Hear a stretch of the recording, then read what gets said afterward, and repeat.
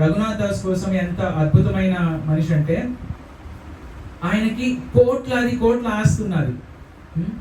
హిరణ్య మజుందార్ మరియు గోవర్ధన్ మజుందార్ వారి తండ్రి మరియు వారి పెద్ద తండ్రి అప్పట్లో చాలా పెద్ద పోస్ట్ లో ఉండేవారు. మజుందార్ అంటే బెంగాల్లో నాకు తెలిసే ఉంటుంది, మనకి ఏమంటారు ఇక్కడ పన్నులు వసూలు చేస్తారు, కానీ తెలుగులో ఒక మాట ఉంటుంది దానికి కాదు, అలాగే చేసేవారిని జమీందార్, కరెక్ట్, జమీందారులు అలాగా మజుందార్ అనమాట అక్కడ. సో పన్నులు వసూలు చేసేవారు. ఎంతో కోట్లాది ఆస్తి. ఆయన ఒక్కడే పిల్లవాడు. ఈ రోజుల్లో ఎలా తిరుగుతారు, అలాగా 15 ఏళ్ళ పిల్లోడు ఉంటే, 15 ఏళ్ళ వయసు పిల్లోడు కోట్లాది ఆస్తి ఉందంటే మామూలుగా నేల మీద నడుస్తాడా? లేదు. రోల్స్ రాయ్స్ BMW కార్ కావాలి, సన్ గ్లాసెస్ పెట్టుకుంటారు, మామూలుగా కళ్ళతో లోకాన్ని చూడలేరు. సో అలా కాదనమాట రఘునాథ్ దాస్ కోసం. కోట్లాది ఆస్తున్నా సరే ఆయన ఏం చూస్తున్నారు? చైతన్య మహాప్రభు స్వయంగా కృష్ణుడు ఆయనకి సేవ చేసే అవకాశం నేను ఎందుకు కోల్పోవాలి?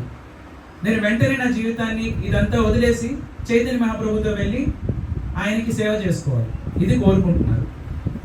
15 ఏళ్ళ వయసు ఉన్న పిల్లోడు ఈ రోజుల్లో ఏం కోరుకుంటున్నారు? స్మార్ట్ ఫోన్ లేకపోతే వీడియో గేమ్స్. శంకరాచార్యులు గారు చెప్తారనమాట, బాలావస్థ క్రీడాసక్త. మీరు చూస్తే శుద్ధ భక్తులు ఎవరు కూడా ఇలా క్రీడాసక్తులు కాదు.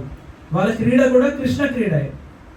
పరీక్షిత్ మహారాజు, ఉద్ధవుడు, వీళ్ళందరూ శుద్ధ భక్తులు. చిన్నప్పుడు ఏం చేసేవారు? కృష్ణ క్రీడ. ఏంటది?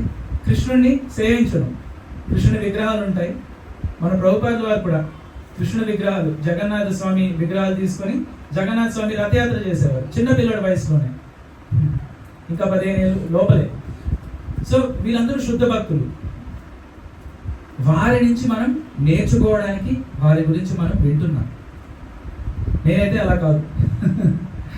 సో మనం ఈ లోకంలోన అటువంటి శుద్ధ భక్తుల యొక్క జీవితం గురించి మనం విని తెలుసుకొని మన జీవితంలో ఎలా ఆచరించవచ్చు, మనం ఎలా బాగుపడాలి ఈ లోకంలో అనేది తెలుసుకోవచ్చు అన్నమాట.